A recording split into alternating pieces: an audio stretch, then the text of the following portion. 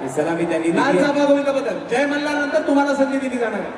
जुनं मंडळ आहे, राज्यस्तरीय कबड्डी त्यानंतर- घडवलेलं मंडळ आहे आणि त्यांचा सन्मान इथे होतोय. अभिनंदन. 9 तरुण गोविंद पथक कुठे? 9 तरुण.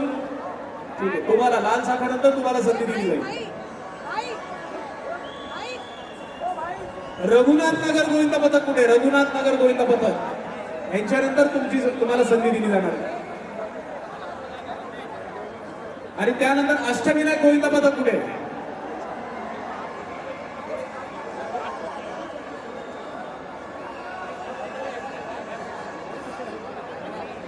ही आता सिक्वेन्स आहे.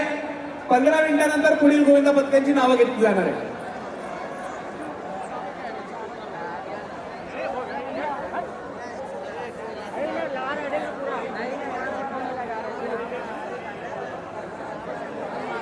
गोराई उत्कर्ष दहीहंडी पथक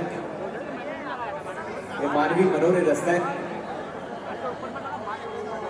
बघा 8 थरांचा अतिशय यशस्वीपणे सामना करत 8 थर रचण्याचा प्रयत्न करतायत आमचे सहकारी, आमचे मित्र शिवा शेट्टी यांनी स्पॉन्सरशिप दिलेली हे मंडळ गोविंद पथक.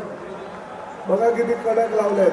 कडक कडक सलामी. या 8 थरांची यशस्वी सलामी दिलेली आहे आणि 8 थर लावून परत उतरतायत, हे फार महत्वाचं आहे. 8 थर लावून खाली परत उतरणं वा, हे फार महत्वाचं असतं. त्याला बाकीच्या आपल्या गोविंदांनी सुद्धा अशाच पद्धतीनं जर तयारी केली तर निश्चितपणे एकही अपघात भविष्यामध्ये या दहीहंडीच्या दिवशी होणार नाही याची काळजी आपण सगळ्यांनी घ्यायची. अरे डीजे बाबा, डीजे.